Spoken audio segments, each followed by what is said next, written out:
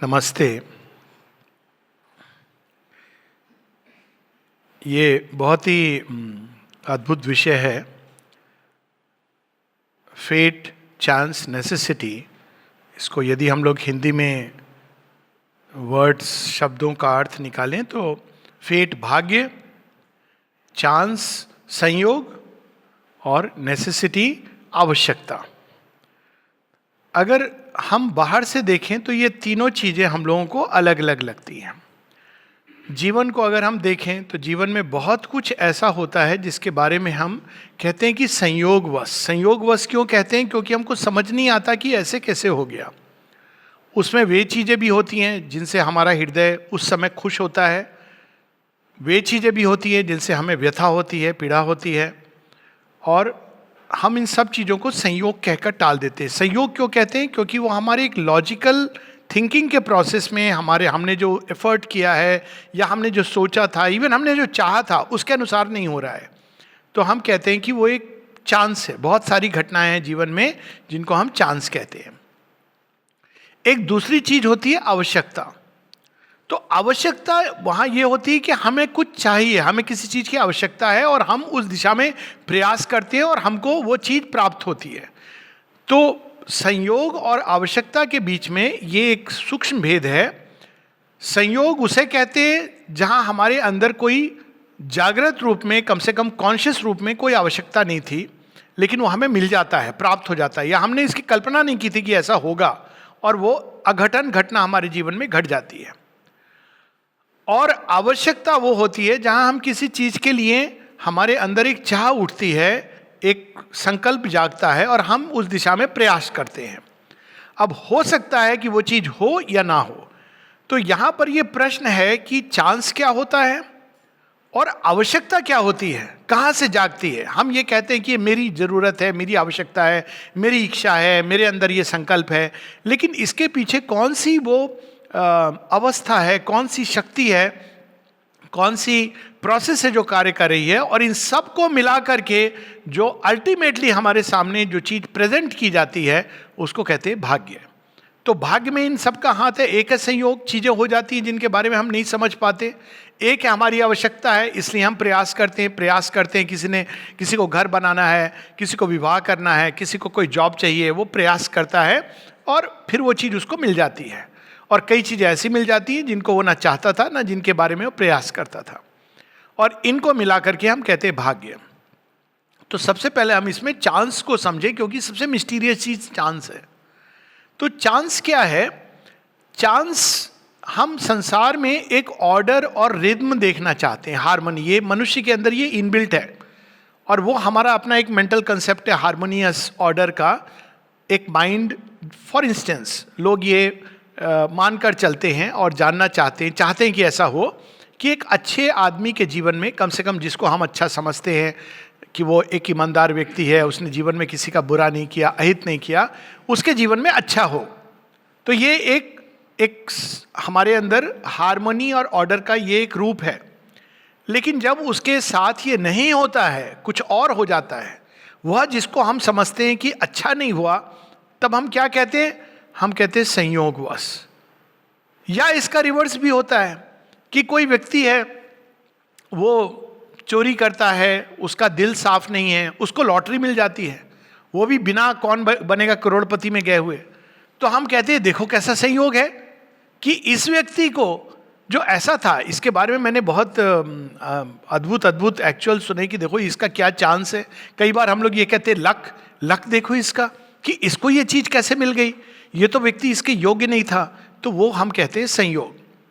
अब जीवन में जो हम चाहते हैं, या हमारे अंदर एक इंट्यूशन कहती है कि चीज़ों को ऐसा होना चाहिए, लेकिन वे नहीं होती हैं, तो उससे हम पहली चीज जो डिराइव करते हैं या समझते हैं वो ये कि संसार में जिसको हम व्यवस्था कहते हैं, वो व्यवस्था नहीं है, एक प्रकार की अव्यवस्था है, डिसऑर्डर।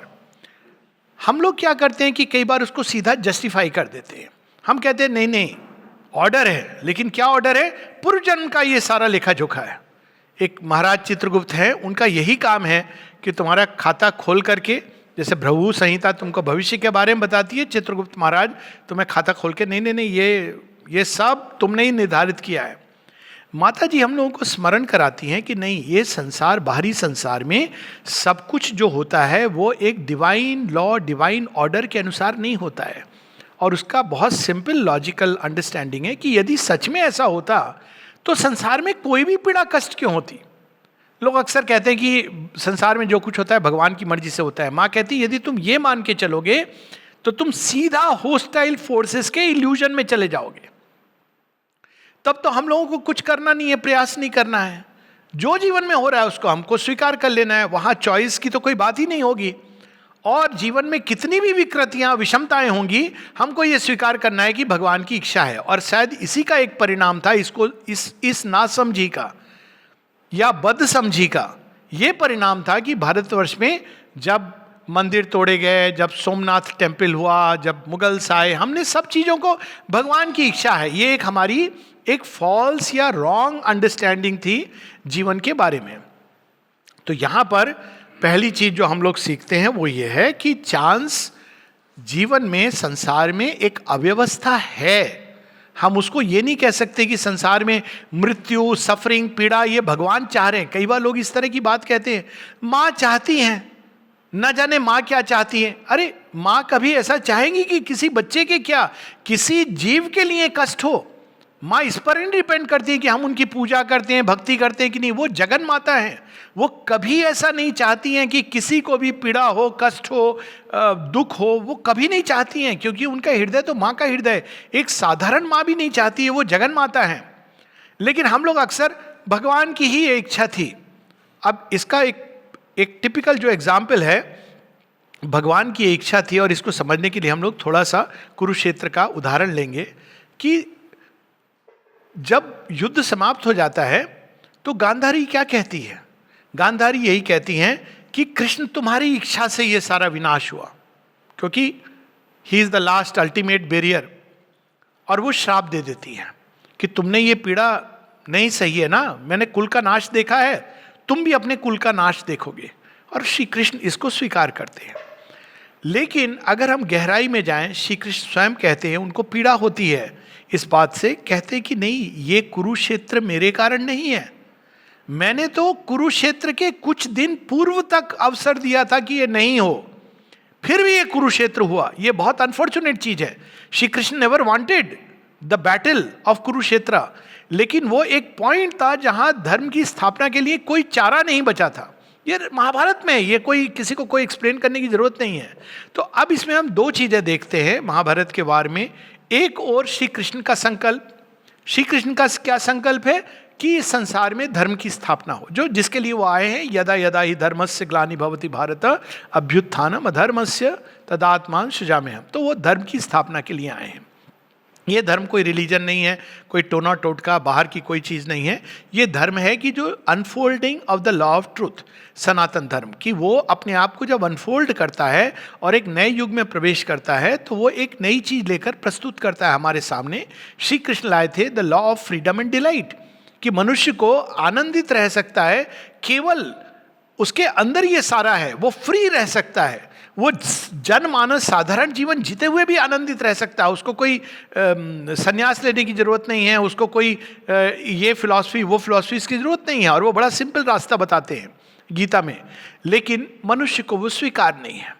और इसके लिए हर किसी को वो कहते हैं कि धर्म की स्थापना एक मैं ऐसा मॉडल जगह बनाना चाहता हूँ जहाँ पर मनुष्य इस एक सुंदर ढंग से जीवन जिए। लेकिन मनुष्य तैयार नहीं है, दुर्योधन रिफ्यूज करता है, सब लोग रिफ्यूज करते हैं, इसलिए कुरुक्षेत्र का वार होता है। अब इसको हम अपने नॉर्मल लाइफ में ले जाएं। हम सबके अंदर एक संकल्प है। किसी से भी अगर हम पूछें, पूरे संसार में अगर हम एक वो क्या कहते हैं सर्वे करें कि भाई जीवन में क्या चाहते हो, शांति या अशांति, क्या उत्तर दो होंगे? एक ही उत्तर होगा। क्या चाहते हो संसार में, घृणा या प्रेम? उत्तर एक ही होगा। क्या चाहते हो संसार में, आनंद या पीड़ा? उत्तर एक ही होगा। क्या चाहते हो संसार में, अमृतत्व या मृत्यु? उत्तर एक ही होगा। क्या चाहते हो संसार में, सौंदर्य या कुरूपता? उत्तर एक ही होगा। लेकिन रियल लाइफ में हम ये नहीं पारित कर पाते। हम कहते हैं हमको शांति चाहिए, और बाहर निकलते ही हम पहले अपने अंदर में युद्ध शुरू करते हैं और जो पहला व्यक्ति मिलता है उसके साथ हम युद्ध शुरू कर देते हैं। तो ये क्यों है, ये विसंगति क्यों है? इसी विसंगति के कारण हमारे बाहर के जीवन में अव्यवस्था आती है। हमारे अंदर जो ओरिजिनल ब्लूप्रिंट है भगवान का, श्री अरविंद जो house of the spirit new creation में बताते हैं, ओरिजिनल ब्लूप्रिंट क्या है? यही है, विश्व बंधुत्व का ही ब्लूप्रिंट है हमारे अंदर। विश्व क्या, सारी सृष्टि के बंधुत्व का ब्लूप्रिंट है, वसुदेव कुटुंबम का ब्लूप्रिंट है। लेकिन हम जैसे ही बाहर आते हैं तो हम कुछ और करते हैं और हम ही अपने विनाश का कारण बनते हैं। अब वहाँ पे माता जी बताती हैं कि भगवान के संकल्प, हम ये भी कह सकते हैं हमारे चैत्य के संकल्प, और बाहर जो हमें घटनाक्रम के रूप में प्रकट होता है, उसके बीच में बहुत सारी शक्तियां कार्य करती हैं। एक बड़ी सुंदर पैसेज है सावित्री में, लिटिल लाइफ के अंदर है, thinking puppet is the mind of life. फिर एक लाइन है, the conscious doll is pushed in 1000 ways. हम बाहर निकले, शांति चाहिए हमें, एक सजेशन इधर से आया, देखो तेरे पड़ोसी को, देखो इतना बदमाश है, 3 कोड़ी सील, उसके पास तो देखो वैभव उसका, और मेरे साथ भगवान ने क्या किया। और हमने अपने अंदर में घृणा, अपने अंदर द्वेष, अपने अंदर क्लेश, कलह, अपने अंदर महत्वाकांक्षा, ग्रीड, इन सब चीजों को डाल लिया। क्या ये भगवान ने प्रेरित किया था? नहीं, भगवान ने प्रेरित नहीं किया था। A thinking puppet is the mind of life. यहाँ हम जो कई लेयर्स हैं कॉन्शियसनेस की, जिसकी बात महर्षि अरविंद कहते हैं, लोग कहते हैं ये जानने की जरूरत क्या है? जानने की बिल्कुल जरूरत है। अगर मुझे यहाँ से भुवनेश्वर जाना है या भुवनेश्वर से पौंडीचेरी आना है, तो मुझे ये जानने की जरूरत है कि पौंडीचेरी कहाँ है और कैसा है। जब पहली बार मैं पौंडीचेरी आ रहा था तो मैंने मैप कंसल्ट किया, ये पता नहीं था पौंडीचेरी कहाँ है। तो मैंने देखा पौंडीचेरी के मैप में कि एक पौंडीचेरी मिला। मैंने कहा ओह अच्छा, सदर्न टिप। इतने में किसी ने कहा एक और पौंडीचेरी है। मैंने कहा अच्छा। फिर देखा 3 पौंडीचेरी हैं। I am not joking, in that time map there were 3 Pondicherrys and I didn't know which Pondicherry to go. अब उस समय अनफॉर्चुनेटली गूगल बाबा थे नहीं कि आप क्लिक करो और सारे आपको पॉसिबिलिटीज आ जाए। मैंने कहा ये तो गुत्थी हो गई कि ये 3 पौंडीचेरी भगवान मजाक कर रहे हैं, क्या है। तो एनीवेज वो पता चला कि वो माहे और एक और जगह है, उसको भी पौंडीचेरी, क्योंकि वो पौंडीचेरी के अंदर आता है, but this the main Pondicherry. उसके बाद भी ये रियल लाइफ स्टोरी है जो बताती है कि जैसी बस से उतरते हैं पहली बार कि पौंडीचेरी जाएंगे, हमको ये नहीं पता आश्रम और ऑरोविल का अंतर। और एक सुबह 4 बजे आधी नींद में एक ऑटो रिक्शा वाला आता है और कहता है ऑरोविल। अब हमने कहा ऑरोविल सुना, आश्रम सब एक जैसा लग रहा है। हमने कहा हाँ, बैठ गए। बोला मातृ मंदिर, हाँ बिल्कुल मंदिर ही होगा माँ का। ले गया। हमने कहा ये तो अजीब लग रहा है, ये बस स्टैंड से कहाँ ले जा रहा है, जंगल में कहाँ ले जा रहा है ये ऑटो रिक्शा वाला। ले जाके छोड़ दिया उसने। कहाँ ले आए हो भैया? मातृ मंदिर। अब हमको वहां मंदिर ही नहीं कोई दिखाई दे रहा है। एक तो मातृ मंदिर कंस्ट्रक्शन में था, दूसरा वो मंदिर कहीं से नहीं लगता है कंस्ट्रक्ट होके भी, पर उस समय तो कंस्ट्रक्शन में था। अब हम देख रहे हैं और खैर उसको पैसे वैसे दे दिए, चला गया। कहाँ है मातृ मंदिर? आप देखिए दूसरा प्ले शुरू होता है। एक फ्रेंच सज्जन उधर से आते हैं। Is a story illustrative of how things work. एक हमने देखा, एक आदमी पहली बार जिंदगी में देखा, निक्कर पहने, ऊपर बनियान भी नहीं है। दृश्य जी, अब हम एयरफोर्स में बहुत हम डिसिप्लिन व्यक्ति, ये कैसा ऐसे इंसान कपड़े पहनते हैं। वो अच्छा अपना जॉगिंग करता हुआ आके वो रुक गया हमारे सामने और उसने तो मातृ मंदिर वगैरह कुछ नहीं पूछा, पूछा ब्रेकफास्ट। तो हमने कहा भूख तो लगी है। Typical example of how forces work. चले गए हमने ब्रेकफास्ट कर लिया। तो ब्रेकफास्ट कर लिया, हम पैसे देने गए तो उन्होंने कहा you are staying in any guest house? No. तो बोला okay there is a guest house here, बता दिया उसने सेंटर गेस्ट हाउस। तो हमने कहा ठीक है हम रह जाएंगे, तो पैसे तो ले लो। कहते नहीं नहीं गेस्ट हाउस में चार्ज हो जाएंगे। हम बड़े इंप्रेस्ड हुए, यार क्या जगह है, ऐसा आदमी है, ऐसे तो हमने सुना नहीं था भारतवर्ष में। तो हम चले गए, गेस्ट हाउस चार्ज हुए, 2 दिन पूरा ऑरोविल घूम के आए। आश्रम के इतना नज़दीक आए, जो नेहरू स्ट्रीट पर एक बार ऑरोविल बुटीक होती थी, अब पता नहीं बरसों से मैं गया, महीनों से गया नहीं हूँ, शायद अभी भी है। तो वहाँ तक पहुँचे, लेकिन आश्रम जैसी जगह है वहाँ नहीं मालूम। हम वापस आ गए बड़े खुश कि ऑरोविल देख के आए, आश्रम होके आए। किसी ने हमें कहा था कि आप जरा, एक लेडी थी उनसे मिल लेना, डाइनिंग रूम में है। हमने डाइनिंग रूम में पूछा, वहाँ किसी को नहीं मालूम वो लेडी है। खैर हमने कहा लेडी से क्या मिलना, हम आगे, मज़ा आ गया, घूम लिए, हम चले आए। अब देखिए स्टोरी कैसे अनफोल्ड होती है, जो नेसेसिटी और ये सारी चीज़ें इस कहानी में आ गई। तो क्या आई कि हमारे अंदर हम कैसे आए थे, कोई चीज़ गाइड, हमने ऑरोविल के बारे में सुना है, एक रेडियो प्रोग्राम में, ये सब एक बहुत लंबा घटनाक्रम है, उसमें मैं नहीं जा रहा हूँ। फोर्सेस सजेस्ट कर रही थी, पर साथ ही हमको ये भी कि नहीं नहीं 3 जगह पौंडीचेरी है, कहीं भी चले जाओ। इट वॉज लाइक हम टूरिज्म के लिए जाना चाहते हैं तो कहीं भी चले जाएं, हाउ डज इट मैटर। लेकिन हम आश्रम के लिए तैयार नहीं थे, और कारण ये था कि मेरे अंदर एक बहुत बड़ा एग्नोस्टिक था कि भाई भगवान भगवान है, कोई देवी देवता मनुष्य उनका स्थान नहीं ले सकता है। अवतार हमारी वाइफ के अंदर नहीं था, अवतार तो होते ही नहीं है। तो अब हम दोनों माथा टेकना, सवाल नहीं उठता है कि माथा टेकें। तो ये भगवान को पता था, उनको हमारी नेसेसिटी पता थी कि इसको आप सीधा आश्रम ले जाएंगे तो ये हुक नहीं होगा, इसको दूसरे हुक से हुक करते हैं, ऐसी जगह ले जाते हैं जो इसको बहुत अच्छी लगेगी। और वास्तव में ऑरोविल में सबसे अच्छी चीज मुझे ये लगी, मूर्ख मैं को, कि अरे कितनी अच्छी जगह है, इन्होंने अपने गुरु के ऊपर भी कोई ये नहीं बनाया कि एक रिलीजन बना दिया। बड़े खुश होके आए कि एक समाधि भी नहीं है श्री अरविंद की। वाओ, ये कहते हैं बीइंग फ्रीड फ्रॉम रिलीजन। आप लोग हंस रहे होंगे, जब मैं नेक्स्ट टाइम पहुंचा, वो भी एक चांद संयोग, समाधि गया और सिर रखा। मैंने कहा मूर्ख, तू समझ रहा था कि ये समाधि है ह्यूमन गुरु, ऐसा बड़ा मूर्ख था। लेकिन भगवान को पता थी मूर्खता, और वो वहां ले गए। अब देखिए इन सब के पीछे क्या है, संकल्प ये है भगवान का कि पहुंचना है। क्यों? मेरी सोल भी इसको पुकार रही है। मेरे अंदर यही प्रॉब्लम थी रिलीजन के साथ और एग्नोस्टिसिज्म की, सब मुक्ति की बात करते हैं, ये स्वार्थ है, मुझे मुक्ति नहीं चाहिए। पर्सनल एक्सपीरियंस में आनंद मिलेगा तो मुझे ये लगता था ये भी स्वार्थ है, मैं आनंदित होऊंगा, वो लोग पीड़ा में रहेंगे, मुझे ये भी नहीं चाहिए, कैंसिल्ड। फिर ये लगता था कि ये पूजा पाठ करके भगवान प्रसन्न हो जाते हैं, तो मैंने कहा ये तो बड़ी गलत बात है, भगवान को तो वैसे ही प्रसन्न रहना चाहिए, हम उनको ये भी गलत बात है, तो ये भी हमको नहीं चाहिए। तो भगवान ने कहा था तुझे तो अब मैं ही चाहिए, ये सब तू छोड़ चुका है। तो इस कारण दिमाग के अंदर एक एग्नोस्टिसिज्म थी, लेकिन ड्रीम यही था कि संसार सुंदर बने। इसीलिए I was discarding all other philosophy, सब पढ़ करके डिस्कार्ड कर दिया था, क्योंकि कोई भी संसार को परफेक्ट बनाने की बात नहीं करता था। तो भगवान ने कहा इसी डोर से अब मैं प्रवेश करूंगा। ऑरोविल में आप जाइए तो सब जगह आपको जाती cradle of a new world, cradle of a new world. बाद में आपको पता चलेगा कि ये क्रेडल क्या, लेकिन आप cradle is cradle, it's not new world. Cradle मतलब पालना, बच्चा एक अलग चीज है, पर क्रेडल बड़ा अच्छा लगा, एक नया जगत, मतलब प्रवेश करते ही कि एक नया संसार आ गया। तो हमने कहा सही जगह आ गए। नेसेसिटी, मेरी सोल की नेसेसिटी के अनुसार भगवान ने इवेंट्स को पुश किया।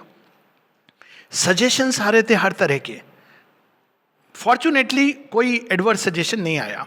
हालांकि वो भी एक आया था, मेरे एक कजिन ब्रदर ने कहा कि नहीं नहीं वहाँ आश्रम में तो ये होता है वो होता है, ऐसे कुछ भी। तो अब ये फोर्सेस का प्ले है ना। जीवन में हम किस फोर्स को अनुमति देते, और वो कोई जरूरी नहीं बाहर से आए, अंदर से ये सजेशन आ सकता है। आश्रम जाने की क्या जरूरत है, भगवान तो सर्वत्र है। मेरे माता पिता ने ये सजेशन दिया, जिनको हम आदरणीय मानते हैं, आश्रम जाने की क्या जरूरत है, भगवान तो अंदर है, आप योग अंदर करो।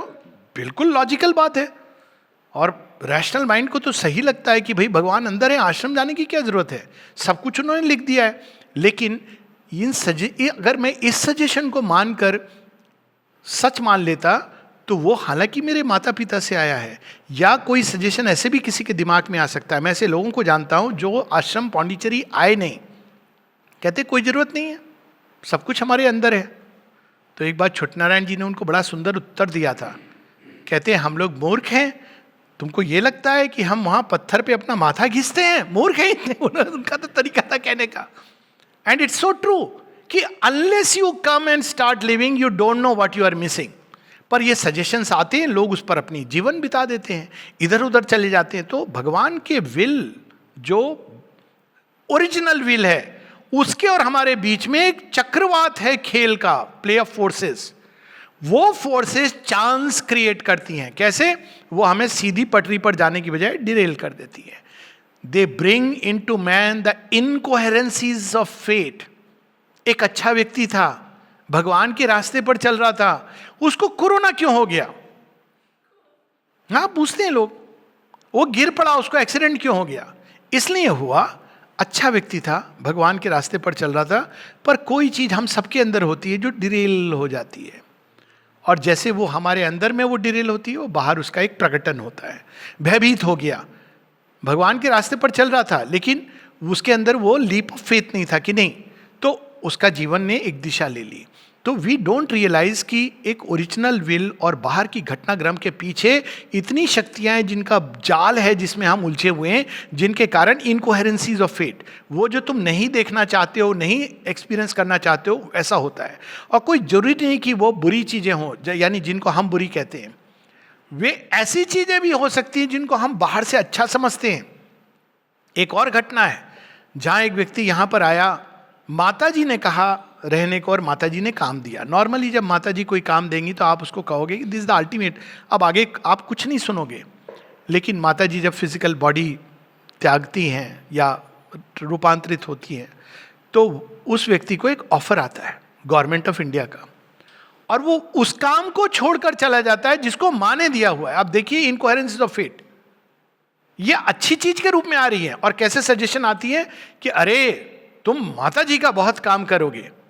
माता जी जब आपको डायरेक्टली कोई काम दे रही हैं, उससे बढ़कर क्या काम हो सकता है? अगर वो कहें बाथरूम साफ करो तो उससे बड़ा कोई काम नहीं है, वो जानती हैं। वहीं दूसरी ओर एक और चीज़ देखिए, जो हमारे आश्रम के, उनका मैं नाम ले सकता हूँ, वेद प्रकाश जी, जो डाइनिंग रूम के इंचार्ज थे, वो इकोनॉमिक्स के प्रोफेसर थे, और उनको काम मिला था डाइनिंग रूम में। किसी ने उनसे कहा आपका तो ये बेस्ट यूटिलाइजेशन नहीं है कैपेसिटीज का, आप तो इतने पढ़े लिखे व्यक्ति हो, डाइनिंग रूम में क्या कर रहे हो? तो कहते हैं माँ को पता है कि मेरे लिए क्या जरूरी है, यही काम मेरे प्रोग्रेस के लिए जरूरी है। तो जब हम सरेंडर करके चलते हैं डिवाइन विल को, तो जीवन में ये संयोग, चांस, ये धीरे धीरे कम होने लगता है, क्योंकि एक नई रिद्म, एक नया ऑर्डर, डिवाइन ऑर्डर उस ओल्ड ऑर्डर को रिप्लेस करने लगता है। उसमें हम सुरक्षित होते हैं। बाहर से हमको लगेगा अच्छा हुआ बुरा हुआ, लोगों की दृष्टि में जो होगा वो एक अलग चीज है, लेकिन अंदर से एक नई लॉ ऑफ ट्रूथ, सत्य धर्माए, वो अनफोल्ड करने लगती है, और कई चीजें जो हमारे जीवन में बाहर से हमको लगता था बहुत अच्छी हैं, वो हमारे जीवन से बिखर जाती हैं। क्यों? क्योंकि ये deeper will is trying to express itself. तो दो प्रकार के चांस होते हैं, एक जो हमको ओरिजिनल विल से भटका देते हैं, ये चांस इसलिए अलाउड है, लेकिन दूसरे प्रकार का है जिसके लिए चांस अलाउड है, जो हमको रिकनेक्ट करते हैं उन घटनाक्रम के द्वारा जो शायद हमारे जीवन में नहीं होनी चाहिए थी। एक और आपको एग्जाम्पल दे रहा हूं। एक व्यक्ति थे, आश्रम आए, आश्रम में रहना चाहते थे, 2 साल रहे, फिर जो भी था, उनके माता पिता, शादी ब्याह, तो उसमें वो चले गए, शादी कर ली। तो मुझे खुद बता रहे थे अपने जीवन का अनुभव, बहुत समय के बाद उनका पैरालिसिस हो गया। तो अब वो बहुत रेस्टलेस व्यक्ति, कि वो मुझसे शेयर कर रहे थे कि मेरा तो ऐसा था कि मैं बस कार लो बाहर जाओ, विदेश के एक बहुत बड़े नामी गिरामी टाउन में। अब वो कहते हैं कि पैरालिसिस हो गया। तो पहले तो मुझे लगा ये क्या, फिर मुझे स्मरण आया कि देखो मैं तो बहुत समय से एक अंदर से हिंट आ रहा था कि तुम इसलिए नहीं बने हो ये सब जो कर रहे हो, तुम मेरा स्मरण करो, मैंने किया नहीं, अब मुझे ये अवसर मिला है। तो उनकी जो चांस, लोग कहते अरे ये क्या हुआ, पैरालिसिस हो गया, लेकिन वो वास्तव में एक ग्रेस थी। अब वो चाहते तो अपना पुराने जीवन में कंटिन्यू कर सकते थे, लेकिन वो एक अपॉर्चुनिटी मिली थी उनको शिफ्ट करने की। श्री अरविंद के जीवन में देखिए, ये तो खैर वो अपने एक बहुत नोबल लाइफ की तरफ नहीं जा रहे थे, लेकिन श्री अरविंद के जीवन में देखिए एक नोबल आइडियल, भारत की स्वतंत्रता।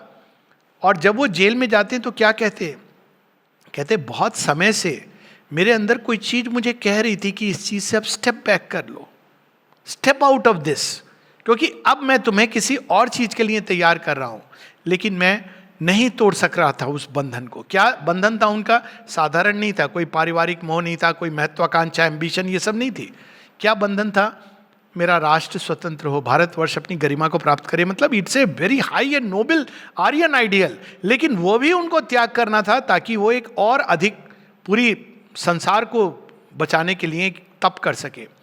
लेकिन उस समय क्योंकि वो खुद कहते हैं श्री अरविंद कि नहीं, मैं नहीं कर पा रहा था, तो भगवान मुझे जेल में ले आते हैं। और जेल में जो प्रवेश करते हैं श्री अरविंद, और जेल से जो बाहर निकलते हैं Shri Aurobindo, he is a very different person. क्यों? क्योंकि अब वो ओरिजिनल विल के साथ अपने आप को ट्यून कर रहे हैं। जैसे ही वो जेल के बाहर आते हैं, उसके बाद एक समय इवन जब वो आदेश मिलता है, सिस्टर निवेदिता कहती हैं यू लीव एंड गो, कहते नहीं only when divine mother tells me I will go. वो डिवाइन मदर की बात करते हैं कि जब मैंने अपने आप को माँ के हाथों में सौंप दिया है। तो ये जीवन में जब तक हम अपने डिफरेंट पार्ट्स को, हमारे जो वाइटल मेंटल बहुत सारी चीज़ें हैं, उनको हम एक नहीं कर पाते, इसलिए माँ पहली चीज़ क्या कहती है, कहती क्रिएट होमोजेनिटी इनसाइड, तभी सिंसेरिटी आएगी। जब तक तुम्हारे अंदर कॉन्ट्राडिक्टरी विल्स रहेंगी, और खासकर जैसे जैसे हम एडवांस करते जाते हैं, एक छोटा गाड़ी स्लो स्पीड में चल रही है, बैलगाड़ी, कभी आपने सुना है बैलगाड़ी स्किड हो गई? बैलगाड़ी क्या स्किड होगी? पर एक स्कूटर स्किड होता है तो भयानक होता है। एयरक्राफ्ट का क्रैश होता है। श्री अरविंद का एक पत्र है जहां कहते हैं you have to be careful when you are flying an airplane at high speed, you can't afford to misconduct an airplane. आप गाड़ी में जा रहे हैं हाईवे पर, आपको हल्की सी थोड़ी झोंका आ गया, फिर सामने आपने देखा एक गाड़ी, आपने रोक दी। आप एयरक्राफ्ट में जाइए, झोंका ले लीजिए, अनलेस आपने ऑटो पायलट पे डाला हुआ है, जो क्रैश होगा हम तो डूबेंगे, सबको ले डूबेंगे। So you have to be so vigilant. So उसी प्रकार से जैसे जैसे हम पथ पे आगे बढ़ते जाते हैं, ये जरूरी है कि ये सब हमारी जो अंदर में डिफरेंट विल्स हैं वो एक होती जाए। और अगर वो नहीं होंगी तो चाहे हम साधक हैं नहीं हैं, वो तो एक भगवानी साधना करते हैं, लेकिन होमोजेनिटी नहीं होगी तो हमारे जीवन में ये इनकोहेरेंसीज ऑफ फेट चलती रहेगी। और उन इनकोहेरेंसीज को हम नाम देते हैं चांस। और उससे बाहर निकलने के लिए भी एक और इनकोहेरेंसी हो जाएगी, अनदर चांस। तो नॉर्मली जब हम चांस की बात करते हैं तो हम उन चीज़ों को कहते हैं जिनका हमको मतलब नहीं पता है। एक्चुअली चांस क्या, I don't know how it happened. अज्ञान को हम नाम देते हैं चांस का, लेकिन चांस के पीछे एक पूरा नियम काम कर रहा है, कानून है। कानून क्या है? एक एक इंडिपेंडेंट तालुक है, डिस्ट्रिक्ट मजिस्ट्रेट है, ये सब अपना अपना कानून बना के बैठे हैं। और उसी तरह हमारे अंदर एक इररेस्पॉन्सिबल गवर्नमेंट है हमारे अंदर, डिफरेंट पार्ट्स की। प्लीज़ हम उस गवर्नमेंट की बात नहीं कर रहे हैं। हमारे अंदर विल्स हैं, हमारे थॉट्स हैं, और वो सब हमारे अंदर इधर उधर खींचते हैं। और जब हम उनको सुनते हैं और सेंट्रल विल को नहीं सुनते हैं तो हमारे अंदर ये टेंडेंसी होती है स्लिप करने की, डिरेल करने की। अब ये तो हो गया चांस। चांस के पीछे खड़ी है नेसेसिटी। हम गिर पड़े, डिरेल हो गए। अब नेसेसिटी क्या करेगी? हमारे अंदर फिर से संकल्प को लाने के लिए एक नीड क्रिएट करेगी। पता नहीं क्यों नीड आएगी, हमको पता नहीं चलेगा क्यों। Need for this, need for that. और हमारे अंदर वो नीड के द्वारा, नेसेसिटी के द्वारा हम अपनी आगे की यात्रा फिर से प्रारंभ करेंगे। वो नीड चलती रहती है through life. Need, original need क्या है? ओरिजिनल नीड इज ऑलवेज, जो श्री अरविंद दिव्य जीवन के पहले उसमें, it is always bliss, freedom, immortality, truth, unmixed truth, pure love. Need तो यही है, लेकिन वो शुरू में नीड क्या लेती हैं? बाहरी नीड का रूप ले लेती हैं। ब्लिस, अच्छा मेरे पास एक अच्छी कोठी बंगला कार हो जाए तो मैं खुश रहूँगा। तो चांस कहता है अच्छा देता हूँ, दे दिया। भगवान आप बड़े दयालु हो, हमने बहुत बड़े बंगले में रह रहे हैं, कार है, सब है, लेकिन हम खुश नहीं हैं। तो फिर हम कहते हैं नहीं नहीं, इससे बड़ी वाली कोठी हो जाए ना, वो पड़ोसी उसमें प्रमोशन हो जाए। हमने वो भी कर लिया, फिर हमें बीमारी हो गई। तो ये क्या हो रहा है? इस चांस के द्वारा हमारी ओरिजिनल नीड को फिर से जगाया जाता है। I am not happy, I am not happy till one day we say कि ये कोई भी चीज मुझे सुख नहीं दे सकती, ये भ्रम है, ये छल है, मुझे जॉय, ब्लिस अंदर मिलेगा। और ये इसके लिए किताब पढ़ने की जरूरत नहीं होती। एक टाइम आता है जब इंसान के अंदर वो नीड, माने एक वर्ड यूज किया है एक उसमें कि there is a need, this Shri Aurobindo की एक पोयम सुनाता हूँ, माने तो थर्स्ट वर्ड यूज किया है, there is a thirst for love that no human relation can quench. तो एक श्री अरविंद की पोयम है, वहाँ वो बताते हैं कि the splendours of the surface, there is a need within the soul of man, the splendour of the surface never sate, for life and mind and their glory and debate are the slow prelude to a vaster theme, a preface to the epic supreme. तो वही need है, need वही है अंदर में, bliss की, freedom की। Freedom की नीड कैसे बाहर से रूप लेती है? Disobedience. I will not listen, God हो कोई हो, करूंगा मैं अपनी मर्जी की, तो नीड होती है फ्रीडम की। ये नहीं पता है कि फ्रीडम वही दे सकते हैं, by obeying the divine will we will arrive at freedom. पर अब चांस क्रिएट करके हमको वापस उस नीड की ओर बार बार, तो चांस क्या कर रहा है, उस ओरिजिनल नीड को वापस ला रहा है, रीओरिएंट कर रहा है, रीओरिएंट कर रहा है। वो जीपीएस का काम कर रहा है। स्ट्रेंजली हम रास्ता भटकते हैं, एक नीड आ जाती है, वो नीड हमको वापस रीओरिएंट करती है, रीओरिएंट करती है, रीओरिएंट करती है। और इन दोनों के पीछे क्या खड़ा है, भाग्य। तो भाग्य के बारे में श्री अरविंद कहते हैं, fate is truth working out in ignorance. भाग्य इन दोनों को यूज करता है। ग्रीक का बड़ा सुंदर कंसेप्ट है। श्री अरविंद एक जगह कहते हैं, NNK is the engines of NNK and NNK is our own choice. तो भाग्य क्या करता है, वो हमारी इस केओस अंदर में जो है, उन दोनों को यूज करता है, सामने में ऐसी चीजें प्रकट करेगा कि अल्टीमेटली जो हमारा ओरिजिनल पर्पस है, जो विल है, हम उस दिशा में मुड़ते चले जाएं। तो भाग्य actually, there is nothing like good fate और bad fate, there is only fate and that fate, ये गुड और बैड हम कहते हैं। फेट क्या कर रहा है, हमें वापस ट्रूथ की ओर ले जा रहा है। कौन सा ट्रूथ, वो ट्रूथ जो हमारे अंदर एम्बेडेड है, जिसके लिए हमने जन्म लिया है। वही एकमात्र ट्रेजेडी, उसको नहीं सुनना।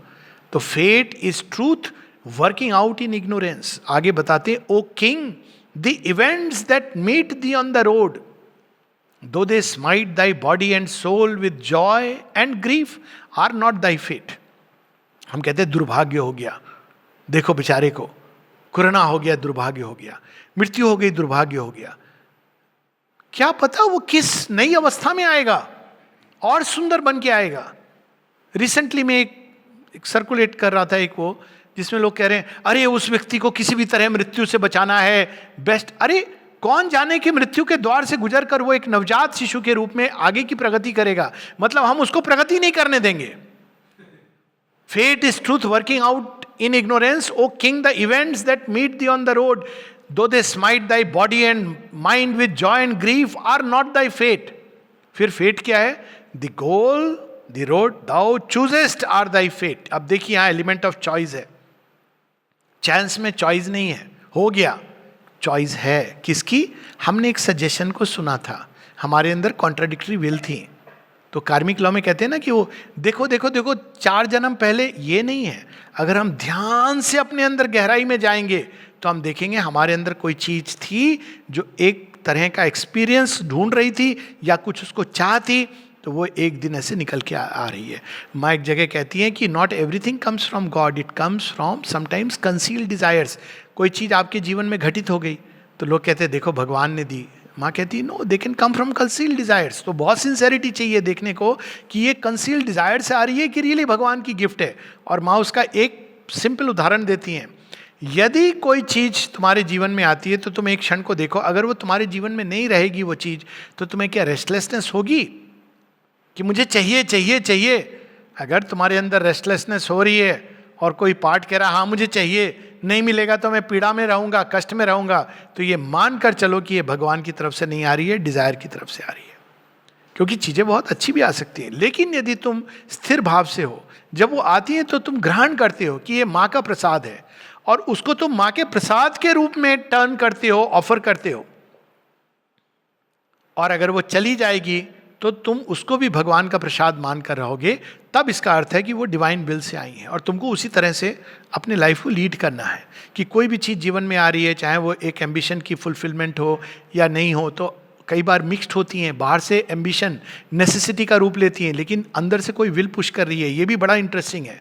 कोई व्यक्ति चाहता है कि एक स्टोरी है, यहाँ यहीं पर एक IAS ऑफिसर थी, वो बता रही थी मुझे, तो 10 साल यहाँ पर IAS ऑफिसर रही, तो बता रही थी मुझे कि मैंने माँ से सोचा कि मैं छोड़ दूँ और आश्रम ज्वाइन कर लो। माँ ने कहा no no don't do that, I have put you there. अब देखिए, उनको ये पता नहीं था, वो तो ये सोच रही थी कि मैं कलेक्टर बनी हूँ क्योंकि मेरा एम्बिशन था, लेकिन वास्तव में मुझे तो आश्रम ज्वाइन करना चाहिए। लेकिन माँ कहती no I have put you there. तब वो कि अच्छा माँ ने मुझे यहाँ रखा है, बाहरी रूप एम्बिशन का था। वो कहती आई डिडंट नो, खुद वो अपनी स्टोरी मुझे बता रही थी कि मुझे ये नहीं पता था कि माँ ने मुझे वहाँ रखा है। तो कई बार ऐसा हो सकता है कि भगवान बाहर से इवन हमारी इग्नोरेंस को यूज करते हैं। Fate is truth working out in ignorance. क्यों? उसके पीछे कोई और चीज है। एक समय आएगा जब ओरिजिनल संकल्प प्रकट होगा, और वो प्रकट होकर हमको, युधिष्ठिर की अगेन स्टोरी में हम देखते हैं सारी चीजें, चांस, नेसेसिटी, फेट। चांस क्या है? युधिष्ठिर ने सब कुछ दांव पे लगा दिया। क्यों? युधिष्ठिर जैसा सात्विक व्यक्ति, महात्मा, वो भ्रमित हो गया। चांस तो क्या हो गई? He was outcast. कृष्ण के प्रिय हैं, दुर्योधन से तो 100 गुना अच्छा है, लगाया भी दांव पर तो एक नोबल किंग की तरह कि तू ले ले। ये नहीं कि नहीं मैंने गलती कर दी थी, उठ जाओ अभी हम युद्ध करेंगे, ऐसा नहीं करते युधिष्ठिर। कहते कि मैंने लगा दिया था, I made a mistake, I should have done it, लेकिन मैंने दिया है। और उनके एक वचन को, एक नोबल व्यक्ति है लेकिन he has to suffer. Chance, यहाँ ये भगवान कृष्ण की चीज नहीं थी कि वो सफर करे। नेसेसिटी, नेसेसिटी क्या उन दोनों की? उनकी डीप सोल नेसेसिटी है कि वो एक समय वो धर्मनिष्ठ हैं। तो नेसेसिटी क्या है युधिष्ठिर की? धर्म। तो उनसे बेहतर धर्म राज्य स्थापित करने के लिए कौन हो सकता है? भाग्य, truth working out in ignorance. इस घटना के बाद, जैसे श्री अरविंद के उसमें हम देखते हैं कि जेल में जाते हैं और बाहर निकलते हैं, अलग श्री अरविंद होते हैं। इस पूरे घटना के बाद जब युधिष्ठिर वापस आते हैं, अब वो तैयार हैं एक धर्मनिष्ठ राजा बनने के लिए। उनको इंद्रप्रस्थ मिल चुका था लेकिन उन्होंने गंवा दिया, क्योंकि वो जिस प्रकार का राज्य उनको स्थापित करना है, he is not yet ready. So fate एक ट्रूथ की प्रेशर है जिसके कारण हमारी जीवन में सरकमस्टांसेस क्रिएट होते हैं और हम उनको अच्छा बुरा कहते हैं, लेकिन वास्तव में इन सब के पीछे भगवान एक डीपर विजडम है जो इन सब चीजों को यूज करती है और यूज करके हमको प्रगति के मार्ग पर डिवाइन की ओर ले जाती है। तो इसीलिए हम इसको अब एक सीक्वेंस में देख सकते हैं। सबसे बाहर क्या है? चांस, हम नहीं जानते। गहराई से देखेंगे तो हम देखेंगे कहीं ना कहीं तो नेसेसिटी थी। जो लोग कहते हैं नहीं मुझे तो इसकी चाह नहीं थी कहीं शायद दबी हुई थी। एक बार किसी ने माँ से पूछा कि माँ मुझे इनविटेशन आया है अब्रॉड से जाने के लिए, मैं जाऊं कि नहीं जाऊं? तो माँ कहती है उनको कि व्हाट डू यू वांट? तो वो कहते हैं मदर आई डोंट वांट। तो फिर वो कहती है no you tell me what do you want. तब वो कहते हैं कि as far as I am conscious I don't think I want. मतलब मुझे नहीं पता, अंदर में कोई चीज छिपी होगी शायद जाने की। तो फिर माँ स्माइल करती कहती yes now you are correct. तो मैं जाऊं कि नहीं जाऊं? कहती बट यू गो। क्यों? क्योंकि तुम नहीं जाओगे तो कोई और जाएगा और तुमसे बेहतर कोई और नहीं है इस चीज को रिप्रेजेंट करने के लिए। तो माँ ने सचेत कर दिया कि तुम्हारे अंदर एक नीड थी इस तरह की, लेकिन वो नीड भी मैं यूज कर रही हूं अपना कार्य करने के लिए। तो चांस इवेंट्स के पीछे नीड्स होती हैं, बहुत सारी नीड्स यहाँ पे कई सारी छोटी छोटी विल हैं जो चांस को क्रिएट कर रही हैं। तो अगर वो सारी विल एक हो जाए, होमोजिनिटी हो जाए, हमारा सारा बीइंग एक निष्ठ होके एक चीज को चाहे, तो हमारे जीवन में सब कोई दुर्घटना नहीं, वो सब दुर्घटनाएं असली चीज में कन्वर्ट हो जाएंगी अपने आप। They will feed the flame. और तीसरी चीज उसके पीछे होती है फेट।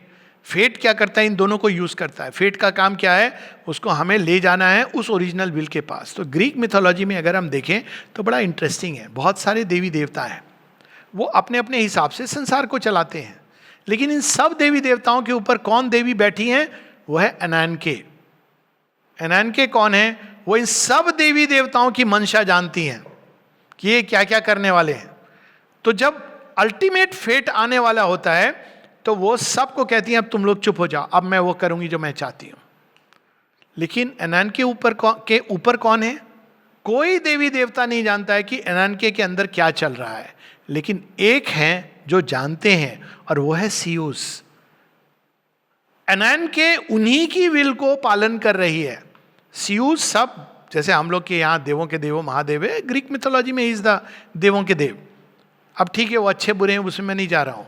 वो जो दूसरा जो मिथोलॉजी से हम अगर वो नहीं हो परिचित तो हम कह सकते हैं शिव जी रुद्र रूप में अच्छे नहीं है। नहीं, ऐसा नहीं है। सीयूस उनके देवता हैं, वो अल्टीमेट हैं।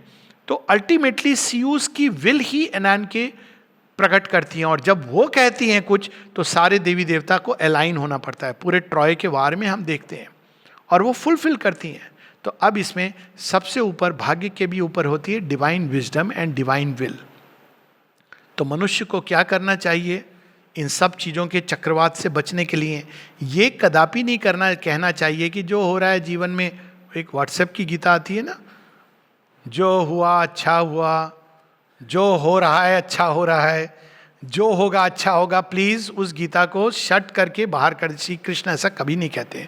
नहीं तो वो अर्जुन को कहते, अर्जुन देख तू जुए में हार गया, अच्छा हुआ, तेरे मन में वैराग्य आ गया, अच्छा हो रहा है, युद्ध छोड़ के तू चला जा, बहुत अच्छा हो रहा है Arjun, thank you very much, game is over. Shri Krishna 18 chapters, मतलब then he is wasting his effort. अगर यही सिखाना होता तो श्री कृष्ण तो अपना समय व्यर्थ कर रहे थे। कदापि नहीं, जो हुआ अच्छा नहीं हुआ। माँ से किसी ने पूछा, is it always the best that happens? माँ कहती है, well all that we can say कि whatever had to happen has happened, but the best is a relative best given the circumstances. मनुष्य की इग्नोरेंस, कॉन्ट्राडिक्टरी विल्स, वेल ये बेस्ट था जो हुआ, लेकिन इससे भी बेहतर बेस्ट हो सकता था, उससे भी बेहतर और भी बेस्ट हो सकता था। बेस्ट क्या है? डिवाइन विल का संसार में प्रकट होना, व्यक्ति के अंदर, समष्टि के अंदर। लेकिन चूंकि संसार उसके लिए तैयार नहीं है, इसलिए हम संसार में चांस, डिसऑर्डर, केओस ये देखते हैं। जिस दिन संसार डिवाइन विल की ओर अलाइन हो जाएगा, और ये सब चीजें अलाइन करने के लिए हो रही हैं, कम से कम एक ग्रुप ऑफ ह्यूमन बींग्स, हमको चिंता नहीं करनी है कि लाखों लोग, करोड़ों लोग अलाइन होते हैं कि नहीं, हमको 125 करोड़ और 100,000 करोड़ की चिंता नहीं करनी है। लेकिन कम से कम कुछ लोग, श्री अरविंद ने कहा था 100 मैन, जो खड़े होकर केवल ये कहें कि हमारे जीवन में late thy will be done. Process है, लेकिन एक टाइम आएगा जब संसार में इन लोगों के कारण डिवाइन विल प्रकट होने लगेगी और संसार अपने आप ऑर्डर, रिद्म, हार्मोनी की ओर बढ़ता चला जाएगा। और वो ऑर्डर और रिद्म और हार्मनी डिवाइन विल डिसाइड करेगी, डिवाइन विजडम, ना कि हमारी इग्नोरेंस। और इसी के लिए हम देखते हैं कि सुप्रामेंटल ट्रूथ कॉन्शियसनेस की आने की विशेष महत्व है। क्योंकि मनुष्य तो करे ना करे, कोई फोर्स होनी चाहिए जो मनुष्य के अंदर नेसेसिटी क्रिएट कर दे सुप्रामेंटल ट्रूथ की, एक ट्रूथ विल की। और वो सुपर माइंड अपने ढंग से using everything, chance, fate, circumstance, वो क्या कर रही है? वो हमारे अंदर नीड क्रिएट कर रही है, थर्स्ट क्रिएट कर रही है ऑफ ए ग्रेटर परफेक्शन। तो जैसे जैसे वो हमारे अंदर नीड क्रिएट होगी, हमारी विल एक होगी, वैसे वैसे संसार बदलता जाएगा, हार्मोनियस बनता जाएगा, सुंदर बनता जाएगा। इसमें कोई दुर्घटना नहीं होगी, इसमें कोई ऐसी चीज़ नहीं होगी जिससे लगे कि पीड़ा हो। भगवान नहीं चाहते हैं पीड़ा हो, भगवान मंगलमय है, वो चाहते हैं कि सबका कल्याण हो। लेकिन ये प्रोसेस है, और श्री अरविंद ट्रुथ कॉन्शियसनेस को लाए हैं इस हेतु। और अगर ट्रुथ कॉन्शियसनेस बहुत वो लग रहा है, तो हम लोगों के लिए उन्होंने एक सिंपल सरल मार्ग दिया है, और वो मार्ग है to surrender to the Mother and say let thy will be done, let thy will be done, let thy will be done. इससे बड़ी कोई प्रार्थना, कोई मंत्र नहीं है। इसी के साथ सावित्री की कुछ पंक्तियां जगह जगह, और ये विल हर चीज में ऑपरेट करके, इस व्यक्ति को हार्ट अटैक हो गया, उसको ब्रेन, माँ कैंटो 2 इसी का है कि कैसे नेसेसिटी और केओस और फेट, चांस ऑपरेट करता है, हैबिट का रूप ले लेता है। कई बार ये चीजें हैबिट का रूप ले लेती हैं और हम उसको नेसेसिटी समझते हैं। Habit is not necessity. अरे ये तो जरूरी है, भोजन करना जरूरी है, हम कहते हैं ना नेसेसिटी है, नेसेसिटी नहीं है, हैबिट है। मरना ये तो नेचुरल है, नहीं, नेसेसिटी नहीं है, हैबिट है। किसकी हैबिट है? सेल्स की। बीमार होना, भाई इंसान है, बीमार होगा, नहीं, नेसेसिटी नहीं है, हैबिट है। नेसेसिटी क्या है? इमॉर्टैलिटी की। नेसेसिटी क्या है? डिजीज फ्री स्टेट की। लेकिन ये हमारी हैबिट बन गई है, जिसको हम नेसेसिटी कहते हैं। ये जगह जगह से मैं थोड़े दो पैसेज पढ़ूंगा। एक है पेज 20 पर, जहां श्री अरविंद बताते हैं कि इस संसार को देखो, बाहर से तो क्या लगता है, और the figure of the world reveals the science of a tight chance repeating her old steps. It circles around matter's binding posts. किसी वैज्ञानिक से पूछो, उसको हार्ट अटैक हो गया, क्यों हुआ? बोलेगा आर्टरी ब्लॉक हो गई। क्यों ब्लॉक हुई? अरे क्या हुआ, हो जाती है, बूढ़ा हो गया था, कोलेस्ट्रॉल होगा। तो अगर आप पूछोगे लेकिन कोलेस्ट्रॉल क्यों बढ़ा, क्यों ब्लॉक हुई, कहेंगे देखो हो जाती है, सब में होती है, कोई नई बात नहीं हो रही है। लेकिन हम सुनेंगे हैबिट है नेचर की, इस तरह से nature need not act like that, लेकिन ऐसा लगता है। A random series of inept events, आप किसी डॉक्टर से पूछ के देखो, डॉक्टर साहब वैसे वो बहुत अच्छा आदमी था, बहुत दिलेर था, उसको हार्ट अटैक कैसे हो गया? डॉक्टर कहेंगे ये बात आप रिलीजियस प्रीस्ट से पूछो। आप जाएंगे पंडित के पास, पंडित अब उसको अपनी कमाई करनी है, डॉक्टर का अपना हो गया हिसाब किताब। पंडित कहेगा राहु कालम मंगल दोषम, क्या करना होगा? पूजा करो, हवन करो, इतने पैसे मेरे पास रख दो। आप वहां भी पैसे कर, दोबारा हार्ट अटैक हो गया। पंडित जी से ये क्यों हुआ? फिर से हो गया राहु काल, हम कोई राहु पर हमने कोई कब्जा किया हुआ है। तो आप एक स्पिरिचुअल व्यक्ति के पास जाएंगे, आप ही कुछ करो, तो कहेंगे कुछ नहीं, कर्मों का हिसाब किताब है, देख पिछले जन्म में इसने कितने लोगों का हार्ट अटैक करवाया था, आज इसका हो गया, इसमें क्या बात है? तो फिर आप जाएंगे मां श्री अरविंद के पास कि ये तो तीनों चीजें बड़ी कुछ मतलब नहीं लग रहा। कहेंगे मैं जानती हूं, it is nothing but habit, ये संसार अभी अज्ञान के अंतर्गत चल रहा है, लेकिन मैं चाहती हूं कि ये सब कुछ नहीं हो। संभव है मां? हाँ संभव है। अब यहां पर हम देखते हैं कैसे संभव है, ऐसा प्रतीत होता है। A random series of inept events, यही विज्ञान बोलता है ना, हो गया, इसमें क्या तुम सोच रहे हो, इतना हो गया, हो जाता है, किसी को भी हो जाता है। हम लोग भी कई बार बोल देते हैं, जब पेशेंट बार बार पूछता है तो अपना अज्ञान क्रोध में बदल जाता है डॉक्टर का कि क्यों नहीं होगा, तुम तो बहुत खाते थे कोलेस्ट्रॉल। तो कहता है बेचारा कि डॉक्टर साहब मैं ऐसा कुछ नहीं करता था मैं तो कुछ ऐसा नहीं करता था, मैं तो रोज एक्सरसाइज करता था, रोज सुबह उठ के नियम से जाता था, मैं पूजा पाठ भी करता था। तो डॉक्टर अंत में, अब अज्ञान है ना, क्रोधित हो रहे हैं, कहते हैं अच्छा चलो मेरे पास टाइम नहीं है, ये दवाई ले लो। तो ऐसा प्रतीत होता है।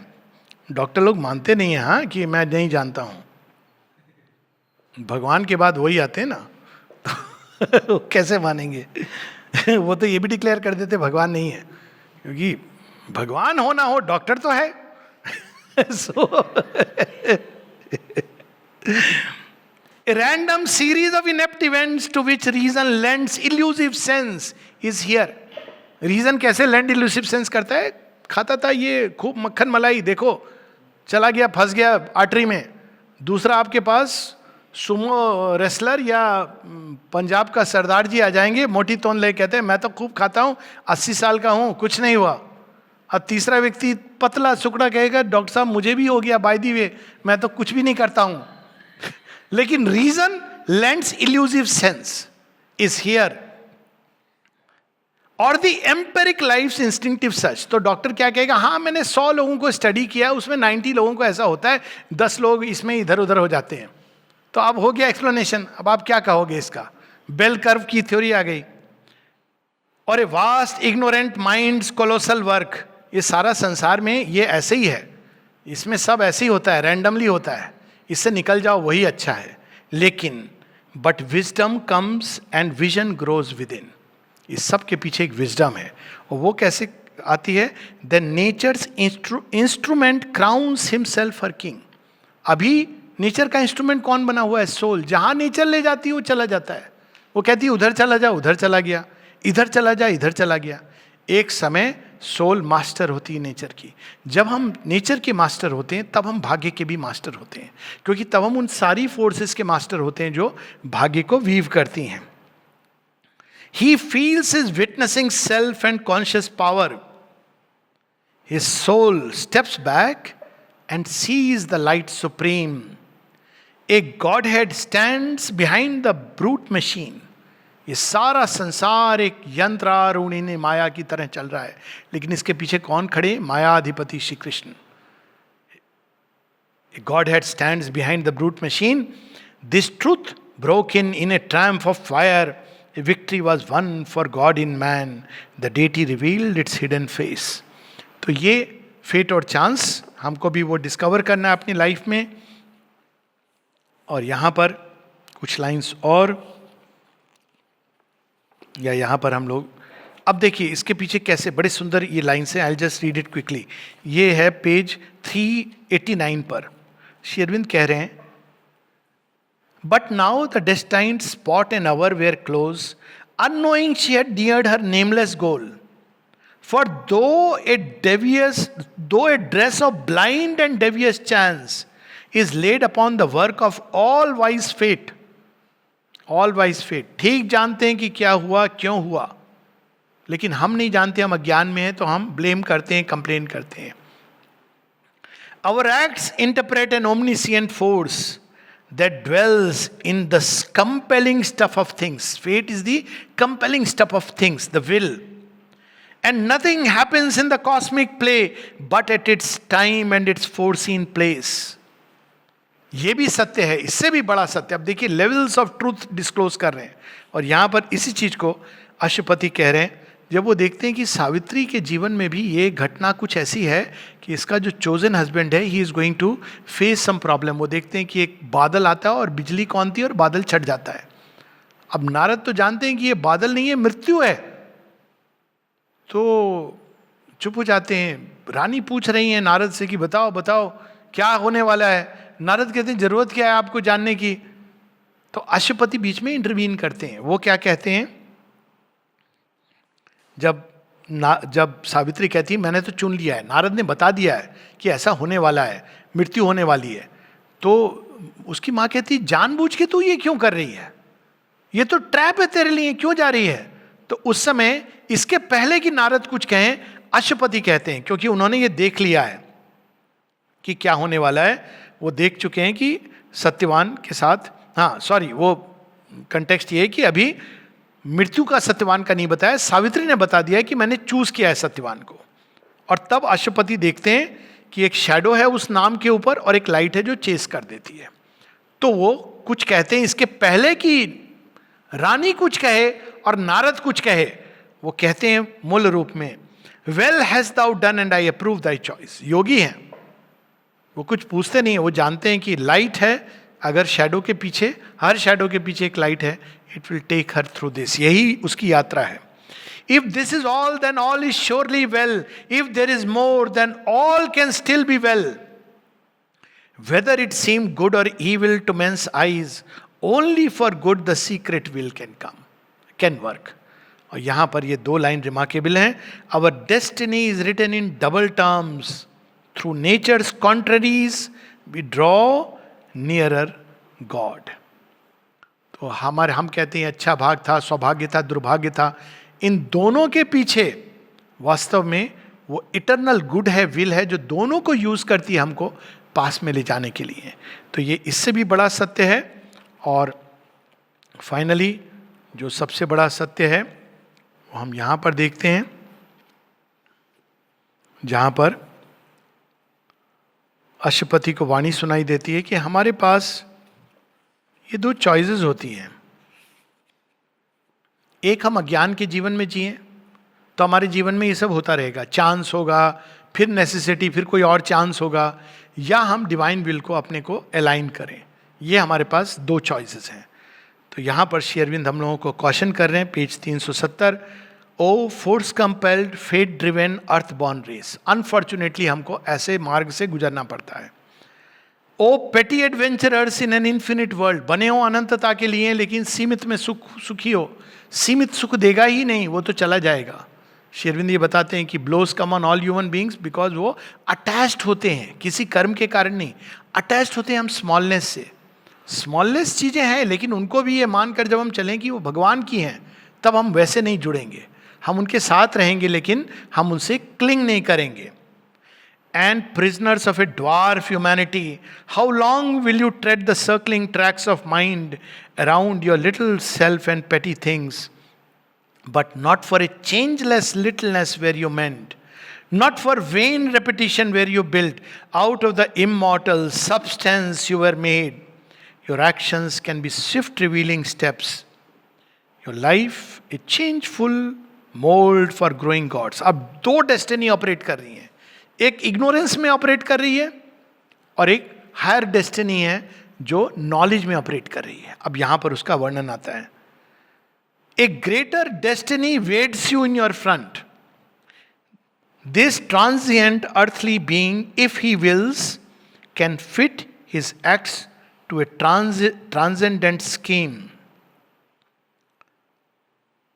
Authors of earth's high change, to you it is given to cross the dangerous spaces of the soul and touch the mighty mother stark awake and meet the omnipotent in this house of flesh.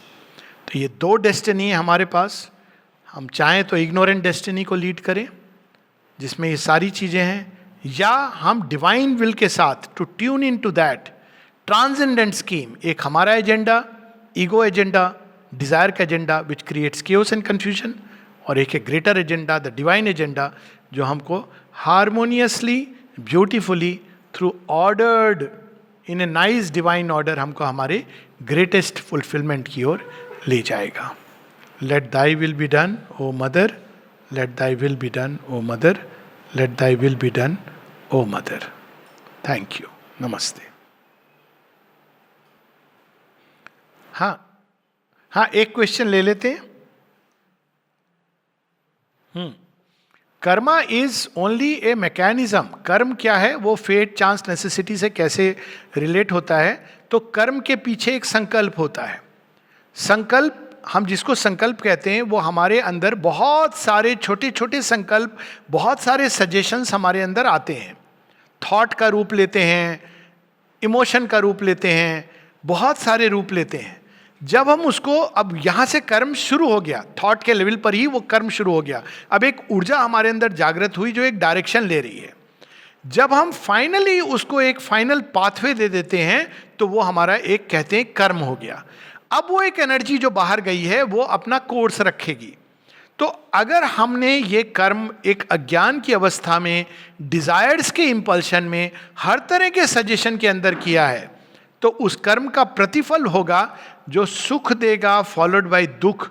लेकिन दुख कृपा होगी और सुख शायद बहुत अच्छी चीज नहीं होगी, क्योंकि वो क्या करेगा हमको? वो आएगा हमको रीओरिएंट करने के लिए ओरिजिनल संकल्प की ओर. तो अगर हम इसकी पूरी मैकेनिज्म देखें तो हम क्या होगा, उस कर्म फल के थ्रू लर्न करेंगे, कोई चीज लर्न करेगी.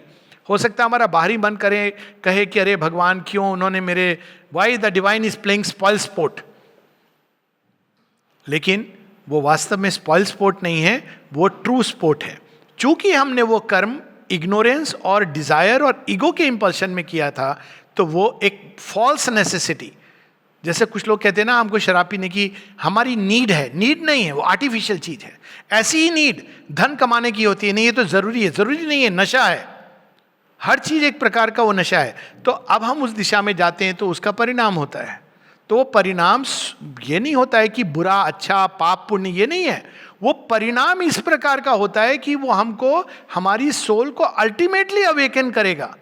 अगर हम बहुत लकी हैं तो ऐसा झटका देगा कि हम अचानक जाग जाएंगे, अरे हम ये क्या कर रहे हैं. और अगर भगवान थोड़ी देर के लिए दृष्टि कहीं दूर किए हुए हैं तो हमको सुख मिलेगा. हम बोलेंगे अरे भगवान बड़े दयालु हैं. दयालु नहीं है, अभी उन्होंने देखा नहीं है, तो इसलिए हमारे जीवन में सब अच्छा हो रहा है, जिसको हम कहते हैं. तो कर्म होगा, अज्ञान में किया हुआ कर्म, जो इग्नोरेंट ह्यूमन विल के अंदर किया हुआ कर्म है, उसका परिणाम दुख होगा ही होगा. या तो सुख के बाद होगा या कुछ समय के बाद होगा. और वो दुख वास्तव में हमको रीओरिएंट करेगा टुवर्ड द ग्रेटर विल. अब हो सकता है कि जब दुख हो तो हम इंस्टेड ऑफ रीओरिएंटिंग, लर्निंग, हम वापस उसी चीज में चले जाएं. हम कहें नहीं, इस बार तो चांस वाइज अच्छा नहीं हुआ, नेक्स्ट चांस हम लेंगे, अब की तो पक्का होगा. लेकिन अगर हमने खुद को चेंज नहीं किया है तो नहीं ठीक होगा.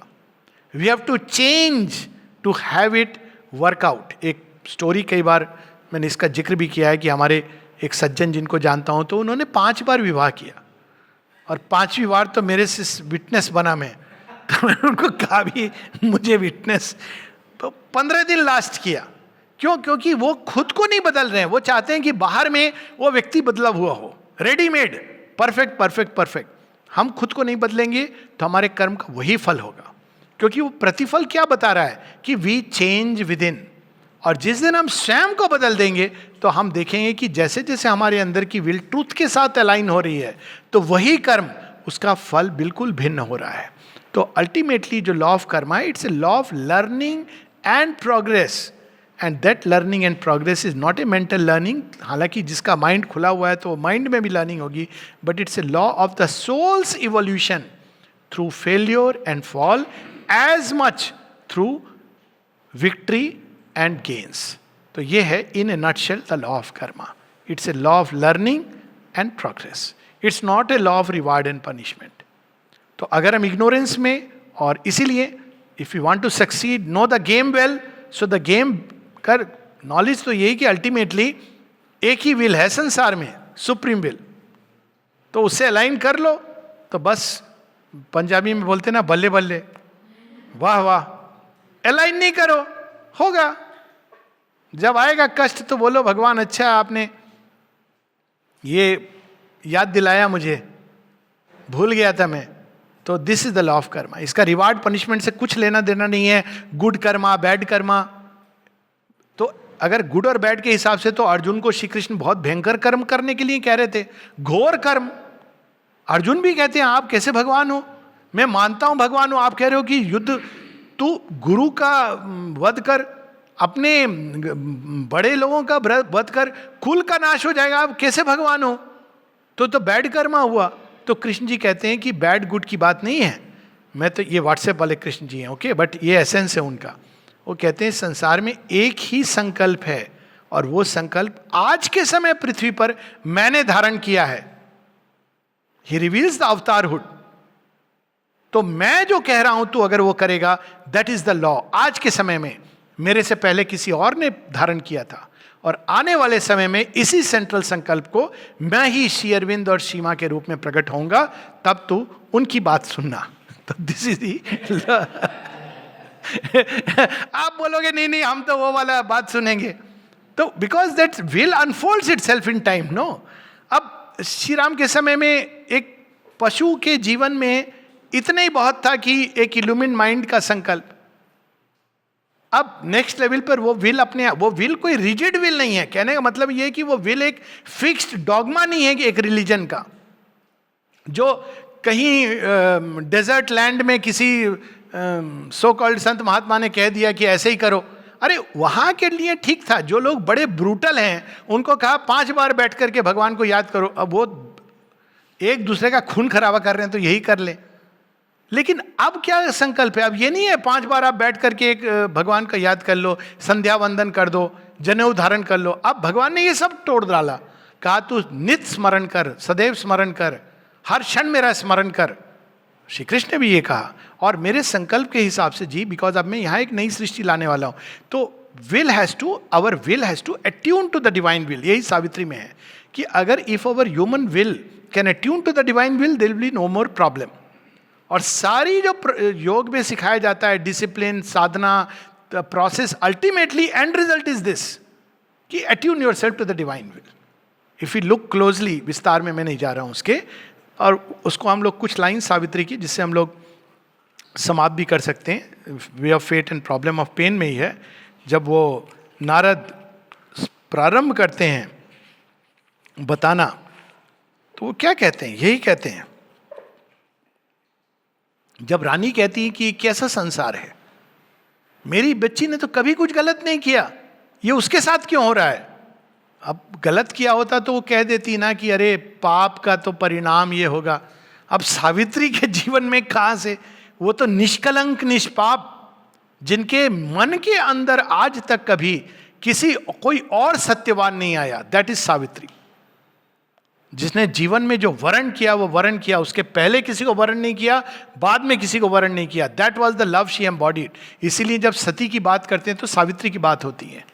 एक क्षण के लिए उन्होंने अपने हृदय में किसी और को आने नहीं दिया सिवाय the first and last is Satyavan, और उनपे उन्होंने इटर्नल को देखा. तो जब वो कहती हैं रानी, तो नारद क्या बताते हैं, ओ queen, thy thought is a light of the ignorance, its brilliant curtain hides from thee God's face. Thy mind's light hides from thee the eternal's thought. Thy heart's hopes hide from thee the eternal's will. Earth's joys shut from thee the immortal's bliss. Thence rose the need of a dark, intruding God, the world's dread teacher, the creator, pain, for where ignorance is, there suffering too must come. Last में क्या कहते हैं, pain is the hammer of the gods to break a dead resistance in the mortal's heart.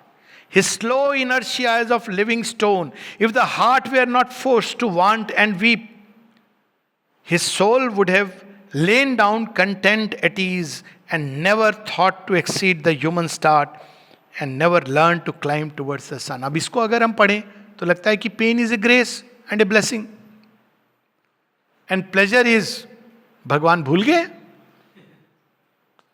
This is how it is. तो karmic law is been very much misunderstood. Shri Krishna ने भी ये नहीं कहा है जो हम लोग कार्मिक लॉ को इंटरप्रेट करते हैं. ये सब बाद में ह्यूमन बींग्स ने अपने जैसा भगवान होना चाहिए वैसा, अरे मेरे पड़ोसी ने मेरे साथ अन्याय किया उसको पनिशमेंट मिलना चाहिए, तो भगवान ऐसा है वो उनको रिवार्ड पनिशमेंट के अलावा कोई नहीं काम सूझता. भगवान किसको रिवार्ड और पनिशमेंट देंगे? कोई दूसरा है क्या उनके लिए? क्या वो अपने को ही कहेंगे मैं अपनी उंगली को दंडित कर रहा हूं? नहीं, वो अपनी उंगली को हील करेंगे. उस हीलिंग प्रोसेस में दर्द होता है. ये संसार उनकी आउटर बॉडी है, हम सब उनकी एक एक सेल हैं. इस भाव में हमको जगना है और जीना है. इनफैक्ट कर्म की ओरिजिन कहां से है? श्री कृष्ण स्वयं कहते हैं गीता में कि मैंने ही प्रारंभ किया है. कर्म की ओरिजिन तो सृष्टि के प्रारंभ से है. हम सब तो उसके छोटे छोटे पीस हैं. अब हम उस ओरिजिनल संकल्प को फॉलो करेंगे, अपने कर्म को अलाइन करेंगे तो वंडरफुल.